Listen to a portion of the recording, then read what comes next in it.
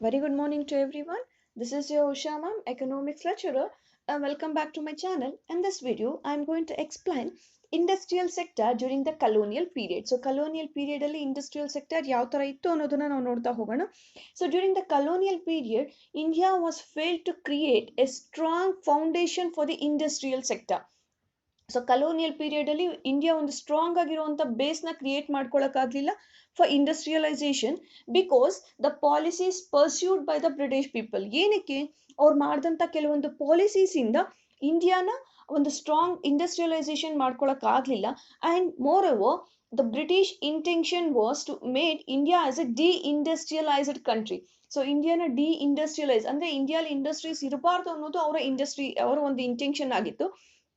And ಇಂಡಿಯಾಲಿ ಇರುವಂತ hand craft industries they will lose the market. So ಅವ್ರ ಒಂದು ಕಸ್ಟಮರ್ಸ್ ನ ಕಳ್ಕೊಳ್ತಾ ಹೋದ್ರು because they fail to compete with the British people. So ಅವ್ರು ಬ್ರಿಟಿಷ್ ಪೀಪಲ್ ಜೊತೆಗೆ ಕಾಂಪೀಟ್ ಮಾಡೋಕೆ ಫೇಲ್ಯೂರ್ ಆಗ್ತಾ ಬಂತು. And the main intention of the British people what they were face what they are frame the policies ಅವ್ರು ಎರಡು fold ಇಟ್ಕೊಂಡು ಮಾಡಿದ್ರು. ಅವ್ರು ಮಾಡಿದಂತ ಎಲ್ಲಾ policies will contain in the two folds. The first fold is to reduce India to the status of an exporter of important raw materials for the upcoming modern industries in Britain.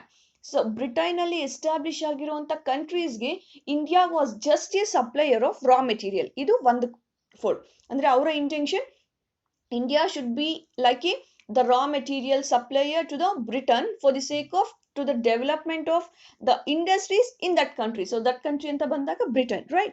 And the second fold, to turn India into a market for the finished products from Britain. So Britain ಇಂದ ಬರ್ತಿದ್ದಂತ ಒಂದು products ನ finished products ನ ಒಂದು sale ಮಾಡುವಂತ ಒಂದು market ಆಗಿ ಉಳ್ಕೊಂಡಿತ್ತು ಯಾವುದು India. So these are the two folds. So what the British people made the policies. Okay, so for the Indian for the traditional handicraft industries were declined in India. So India ಇರುವಂತ handicraft industries decline ಆಗ್ತಾ ಬಂತು during the colonial period till the middle of the 18th century. Indian handcraft products were highly in demand. 18th century middle ವರ್ಗೂನುವೆ ಇಂಡಿಯಾದು handcraft products ತುಂಬಾ demand ಆಗಿತ್ತು. And they have acquired the all over worldwide market. So ಜಾಸ್ತಿ markets ನ acquire ಮಾಡ್ಕೊಂಡಿತ್ತು. But now British get the raw materials from India at the cheaper rate and sell the products and sold to the mission made products in the market. Okay, so ಆಗೇನಾಗುತ್ತೆ, machine made products usually cheaper cost ಆಗಿರುತ್ತೆ when compared to the handmade products, right? So ಅವಾಗ ಏನಾಯ್ತು, so Indian market will losing their customers. So ಇಲ್ಲಿ ನೀವು ಅರ್ಥ ಮಾಡ್ಕೋಬೇಕಾಗಿರೋದು, ಇಂಡಿಯಾಲಿರುವಂತ first handcraft ಇಂಡಸ್ಟ್ರೀಸ್ಗೆ ತುಂಬಾ ಡಿಮ್ಯಾಂಡ್ ಆಗಿತ್ತು. When the British people turn India into a raw material supplier and ಇಲ್ಲಿಂದ ರಾ ಮೆಟೀರಿಯಲ್ಸ್ ನ ಚೀಪರ್ ರೇಟ್ ಅಲ್ಲಿ ತಗೊಂಡು ಹೋಗಿ ಬ್ರಿಟನ್ ನಲ್ಲಿ ಒಂದು ಮಾಡರ್ನ್ ಇಂಡಸ್ಟ್ರೀಸ್ ಅಲ್ಲಿ ಒಂದು ಫಿನಿಶ್ಡ್ ಪ್ರಾಡಕ್ಟ್ ಆಗಿ ತಗೊಂಡ್ಬಂದು again the will sell in the market. Okay, Indian market ಅಲ್ಲಿ ಸೇಲ್ ಮಾಡ್ತಾ ಹೋಗಿದ್ರಿಂದ so machine made products price usually ಕಮ್ಮಿ ಇರುತ್ತೆ, ರೈಟ್? ಸೊ ಅವಾಗ ಏನ್ ಮಾಡ್ತೀವಿ ಜನಗಳು, we will purchase that product. So which product? Machine made products ನ ಪರ್ಚೇಸ್ ಮಾಡ್ತಾ ಹೋಗ್ತೀವಿ. ಅಂಡ್ ದ ಹ್ಯಾಂಡ್ ಕ್ರಾಫ್ಟ್ ಪ್ರಾಡಕ್ಟ್ಸ್ಗೆ ಡಿಮ್ಯಾಂಡ್ ಕಮ್ಮಿ ಆಗ್ತಾ ಹೋಯ್ತು. ಸೊ ಇಲ್ಲಿ ಏನಾಗ್ತಾ ಹೋಯ್ತು, this leads to decline in the hand craft industries. So ಇದರಿಂದ ಇಂಡಿಯಾಲಿರುವಂತಹ ಒಂದು ಹ್ಯಾಂಡ್ ಕ್ರಾಫ್ಟ್ ಇಂಡಸ್ಟ್ರೀಸ್ ಡಿಕ್ಲೈನ್ ಆಗ್ತಾ ಬಂತು.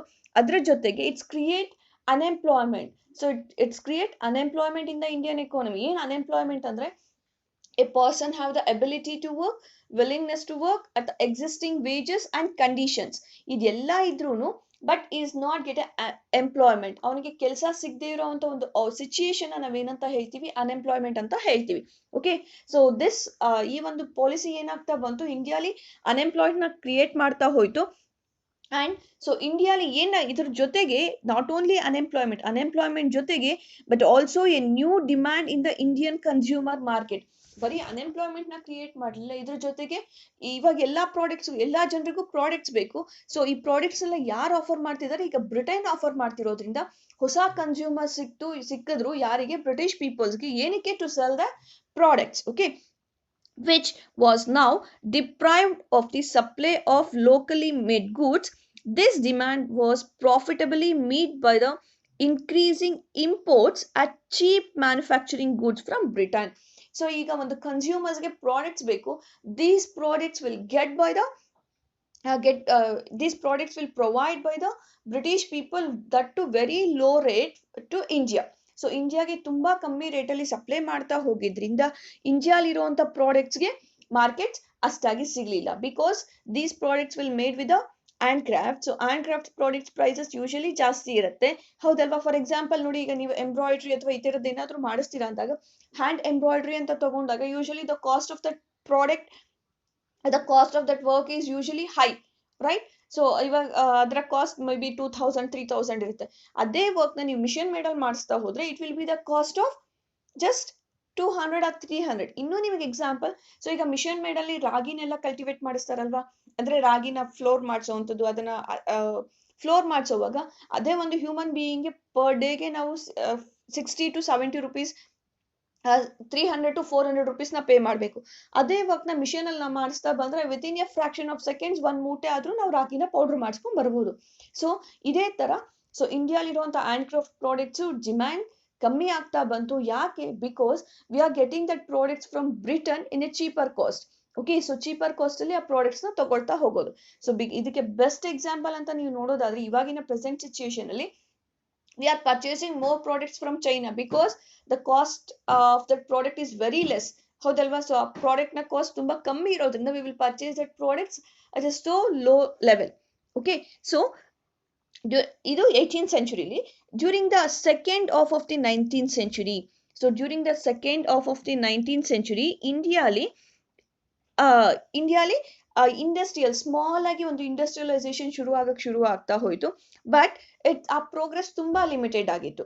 So during the second half of the 19th century industrial sector was start to take a initial stage, ಅಂದ್ರೆ ಒಂದು first step ನ ಶುರು ಮಾಡ್ತಾ ಬಂತು. ಬಟ್ ಆ ಒಂದು ಸೆಕ್ಟರ್ ನ ಪ್ರೋಗ್ರೆಸ್ ಇಸ್ ಆಲ್ಸೋ ಲೋ. ಯಾಕೆ? ಸೊ ಅದರ ಜೊತೆಗೆ at the time of independence, so ನಮಗೆ ಇಂಡಿಪೆಂಡೆನ್ಸ್ ಬರೋ ಅಷ್ಟರಲ್ಲಿ ಇಂಡಿಯಾಲಿದ್ದಂಥ ಇಂಡಸ್ಟ್ರೀಸ್ ಯಾವ್ದು ಅಂತಂದ್ರೆ, ದ ಟೈಮ್ ಆಫ್ ಇಂಡಸ್ಟ್ರಿ ನಮಗೆ ಇಂಡಿಪೆಂಡೆನ್ಸ್ ಬರುವಾಗ ಇಂಡಿಯಾಲಿದ್ದಂಥ industries cotton textile industries, then jute industry, first one cotton textile industry, jute industry and iron and steel industry, ಇದನ್ನ Tata iron and steel industry ಅಂತಾನು ಕನ್ಸಿಡರ್ ಮಾಡ್ತೀವಿ. Sugar industry, cement industry and paper industry. So ಇಷ್ಟು industries ಮಾತ್ರ existence ಇತ್ತು in India ಯಾವಾಗ ನಮಗೆ ಇಂಡಿಪೆಂಡೆನ್ಸ್ ಬರೋಷ್ಟರಲ್ಲಿ. So when we got independence, ಇಂಡಿಯಾಲಿ ರನ್ ಆಗ್ತಿದ್ದಂಥ ಇಂಡಸ್ಟ್ರೀಸ್ ಯಾವ್ದು ಅಂದ್ರೆ cotton textile industry, jute industry, iron and steel industry, sugar industry, cement industry and paper industry. Okay, ಈ ಇಂಡಸ್ಟ್ರೀಸ್ ರನ್ ಆಗ್ತಾ ಹೋಗ್ತಾ ಇತ್ತು at the time of independence. ಈ first point ನಾನು ಕಾಟನ್ ಇಂಡಸ್ಟ್ರೀಸ್ ಅಂತ ಏನ್ ಹೇಳಿದೆ, the cotton textile mills mainly dominated by Indians. So ಈ ಕಾಟನ್ ಟೆಕ್ಸ್ಟೈಲ್ ತುಂಬಾ ಡಾಮಿನೇಟ್ ಮಾಡ್ತಿದ್ದಂಥವ್ರು ಇಂಡಿಯನ್ಸೇ ಆಗಿದ್ರು. ಇದು ಎಲ್ಲಿ ತುಂಬಾ ಲೊಕೇಟ್ ಆಗಿತ್ತು ಅಂದ್ರೆ, these cotton textile industries were mainly concentrated in the western parts of the country. So ನಮ್ಮ ವೆಸ್ಟರ್ನ್ ಪಾರ್ಟ್ಸ್ ಆಫ್ ಕಂಟ್ರಿಲಿ ಲೊಕೇಟೆಡ್ ಆಗಿತ್ತು, ಮೇನ್ಲಿ ಮಹಾರಾಷ್ಟ್ರ ಅಂಡ್ ಗುಜರಾತ್ ಅಲ್ಲಿ ಕಾಟನ್ ಟೆಕ್ಸ್ಟೈಲ್ ಮಿಲ್ಸ್ ಇತ್ತು. ಎಲ್ಲೆಲ್ಲಿತ್ತು cotton textile mills? Well mainly dominated in the part of western. So ಅದರಲ್ಲಿ especially Maharashtra ಮತ್ತೆ ಗುಜರಾತ್ ಅಲ್ಲಿ cotton textile mills ಇತ್ತು. ಅಂಡ್ ಆ jute industry is dominated by foreigners. So ಇದನ್ನ ಫಾರಿನರ್ಸ್ ರನ್ ಮಾಡ್ತಾ ಹೋಗ್ತಾ ಇದ್ರು. It is mainly concentrated in Bengal. So cotton textile ಎಲ್ಲಿ ನಾಮಿನೇಟ್ ಆಗಿತ್ತು? ಮಹಾರಾಷ್ಟ್ರ ಅಂಡ್ ಗುಜರಾತ್ ಆಗಿತ್ತು. And jute industries, it's mainly dominated in the area of Bengal.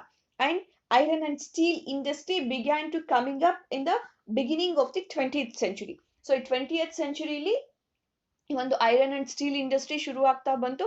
ಅದು best example Tata iron and steel industry. It was established in the year 1907. Okay, so 1907 ಅಲ್ಲಿ Tata iron and steel industry establish ಆಯ್ತು. ಇದನ್ನ TISI ಅಂತಾನು ಕರೀತಾರೆ. So expand TISCO ಅಂತ ಹೇಳ್ತೀವಿ.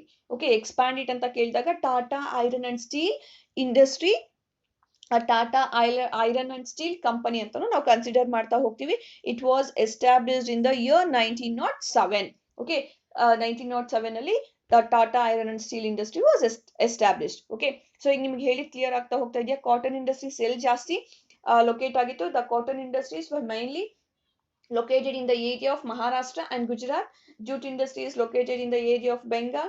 and iron and steel industry, that is Tata Iron and Steel Industry established ಆಗಿದ್ದು in the year 1907 ಅಲ್ಲಿ establish ಆಗ್ತಾ ಬಂತು. ಓಕೆ, ಸೊ ಇಷ್ಟೆಲ್ಲ industries ಇದ್ರೂನುವೆ there is a lack of capital good industries. there is a lack of capital good industry. So ಏನಿದು capital good industry ಅಂದ್ರೆ, so capital goods which helps to produce other goods. Okay, so capital goods anta bandaga adu ಒಂದು industry which helps to produce goods for the other industries. so ಬೇರೆ industries ಗೆ ಬೇಕಾಗಿರುವಂತ ಒಂದು goods ನ ready ಮಾಡುವಂತದ್ದು capital goods. okay, for example ಈಗ ನಾನು ಯಾವುದೋ ಒಂದು ಪ್ರಾಡಕ್ಟ್ ರೆಡಿ ಮಾಡ್ತಾ ಹೋಗ್ಬೇಕು. ಫಾರ್ ಎಕ್ಸಾಂಪಲ್ ಒಂದು ಪೆನ್ನ ರೆಡಿ ಮಾಡ್ತೀನಿ ಅಂತ ಅನ್ಕೊಂಡ್ರೆ, ಈ ಪೆನ್ ಅನ್ನೋದು ಒಂದು ಫಿನಿಶ್ಡ್ ಪ್ರಾಡಕ್ಟ್. ಈ ಫಿನಿಶ್ಡ್ ಪ್ರಾಡಕ್ಟ್ಗೆ ಬೇಕಾಗಿರುವಂತ ರಾ ಮೆಟೀರಿಯಲ್ಸ್, ಫಾರ್ ಎಕ್ಸಾಂಪಲ್ ಆ ಒಂದು ಒಳಗಡೆ ಇರುವಂತ ರೀಫಿಲ್ ಆಗಿರ್ಬೋದು, ಮೇಲೆ ಇರುವಂತ ಪ್ಲಾಸ್ಟಿಕ್ ಕವರ್ ಆಗಿರ್ಬೋದು, ಇದೆಲ್ಲ ಏನು raw material to become a pen. So ಈ ತರ ಒಂದು ರಾ ಮೆಟೀರಿಯಲ್ಸ್, ಒಂದು ಫಿನಿಶ್ಡ್ ಪ್ರಾಡಕ್ಟ್ ನ ಮ್ಯಾನುಫ್ಯಾಕ್ಚರ್ ಮಾಡಕ್ಕೆ ಬೇಕಾಗಿರುವಂತ ಒಂದು ರಾ ಮೆಟೀರಿಯಲ್ಸ್ ನ ಸಪ್ಲೈ ಮಾಡುವಂತ ಒಂದು ಕ್ಯಾಪಿಟಲ್ ಗೂಡ್ಸ್ ಇಂಡಸ್ಟ್ರೀಸ್ ಕಮ್ಮಿ ಇತ್ತು ಎಲ್ಲಿ, ಇಂಡಿಯನ್ ಎಕಾನಮಿಲಿ. So what is capital good? the goods which helps to produce other goods. okay, so ಈಗ ಐರನ್ ಓರ್ ಇದು ಒಂದು ರಾ ಮೆಟೀರಿಯಲ್. ಈ ರಾ ಮೆಟೀರಿಯಲ್ ನ ಒಂದು ಐರನ್ ಆಗಿ ಕನ್ವರ್ಟ್ ಮಾಡೋದು ಕ್ಯಾಪಿಟಲ್ ಗುಡ್. ಓಕೆ, ಆ ಐರನ್ ನ ತಗೊಂಡು ನೆಕ್ಸ್ಟ್ ನಮಗೆ ಬೇಕಾಗಿರುವಂತ ಒಂದು ಏನು ನೀಡ್ಲ್ ನ ರೆಡಿ ಮಾಡೋದು ಅಥವಾ ಒಂದು ಹ್ಯಾಮರ್ ನ ರೆಡಿ ಮಾಡ್ತೀವೋ, ಇದೆಲ್ಲ ಫಿನಿಶ್ಡ್ ಪ್ರಾಡಕ್ಟ್. ಸೊ ಈ ತರ ಒಂದು ಇಂಡಿಯಾಲಿ during the time of independence ಇಂಡಿಯಾಲಿ ಯಾವ ಇಂಡಸ್ಟ್ರೀಸ್ ಕಮ್ಮಿ ಇತ್ತು? Capital goods industries were decline. and other drawback of the new industrial sector, ಇಂಡಿಯಾದ ಇನ್ನೊಂದು ಇಂಡಸ್ಟ್ರಿಯಲ್ ಸೆಕ್ಟರ್ ಮೇನ್ ಡ್ರಾಬ್ಯಾಕ್ ಏನು ಅಂತಂದ್ರೆ, it is the government the operation of the government sector is limited only for the few industries. so government sector operation ಅನ್ನೋದು ತುಂಬಾ limited ಆಗಿತ್ತು. So ಈ ಒಂದು government sector ಎಲ್ಲೆಲ್ಲಿ ಆಪರೇಟ್ ಮಾಡ್ತಾ ಇತ್ತು ಅಂದ್ರೆ, usually railways, power generation and communication, ಮತ್ತೆ ports and some other developmental undertakings. ಇದ್ರ ಕಡೆ ಮಾತ್ರ ಗವರ್ನಮೆಂಟ್ ಸೆಕ್ಟರ್ ಫೋಕಸ್ ಮಾಡ್ತಿತ್ತು, ಮಿಕ್ಕಿರೋ ಎಲ್ಲದನ್ನು ಇಗ್ನೋರ್ ಮಾಡ್ತಾ ಬಂದಿತ್ತು. ಸೊ ಯಾವ್ದ್ಯಾವ್ದು ಗವರ್ನಮೆಂಟ್ ಸೆಕ್ಟರ್ ಅಂಡರ್ ಅಲ್ಲಿ ಇತ್ತು? ರೈಲ್ವೇಸ್ ಇತ್ತು, ಪವರ್ ಜನರೇಷನ್, ಮತ್ತೆ ಕಮ್ಯುನಿಕೇಶನ್ ಇತ್ತು, ಪೋರ್ಟ್ಸ್ ಇತ್ತು, ಸಮ್ ಅದರ್ ಡೆವಲಪ್ಮೆಂಟಲ್ ಅಂಡರ್ಟೇಕಿಂಗ್ಸ್ ನ ಮಾತ್ರ ಯಾರು ತಗೊಂಡಿದ್ರು? ಗವರ್ನಮೆಂಟ್ ತಗೊಂಡಿದ್ದು. ಮಿಕ್ಕಿದೆಲ್ಲಾನು ಅಂಡರ್ ದಿ ಬ್ರಿಟಿಷ್ ಪೀಪಲ್ ಕಡೆಗಿತ್ತು. So during this period industrialisation ಆಗ್ತಾ ಹೋದ್ರೂನುವೆ the contribution to the industrial sector to the GDP was too low. So GDP ಅಂದ್ರೆ ನಿಮಗೆ ಗೊತ್ತಿದೆ, the total volume of final goods and services produced in a country during a year. So ಆ GDP ಗೆ industrial sector contribution was too less. okay, so this is about the industrial sector. okay, ಇದು clear ಆಗಿದೆಯಾ ನಿಮಗೆ industrial sector? So ಇದ್ರಲ್ಲಿ ನೀವು ತುಂಬಾ focus ಮಾಡಬೇಕಾಗಿರೋದು policy ಅವ್ರು ಏನಕ್ಕೋಸ್ಕರ ಇಂಡಿಯಾನ ಡಿ-ಇಂಡಸ್ಟ್ರಿಯಲೈಸೇಷನ್ ಮಾಡ್ತಾ ಹೋದ್ರು. Because India was just a supplier of raw materials and market to the finished products from Britain. ಆಮೇಲೆ ಯಾವ್ಯಾವ ಇಂಡಸ್ಟ್ರೀಸ್ ಲೊಕೇಟ್ ಆಗಿತ್ತು, ಯಾವಾಗ, ಮತ್ತೆ ಯಾವ ಏರಿಯಾಸ್ ಅಲ್ಲಿ ಲೊಕೇಟ್ ಆಗಿತ್ತು, ಇದ್ರ ಕಡೆ ನೀವು ತುಂಬಾ ಫೋಕಸ್ ಮಾಡ್ತಾ ಹೋಗ್ಬೇಕು. If you have any doubts, you can ask me personally to me. Thank you.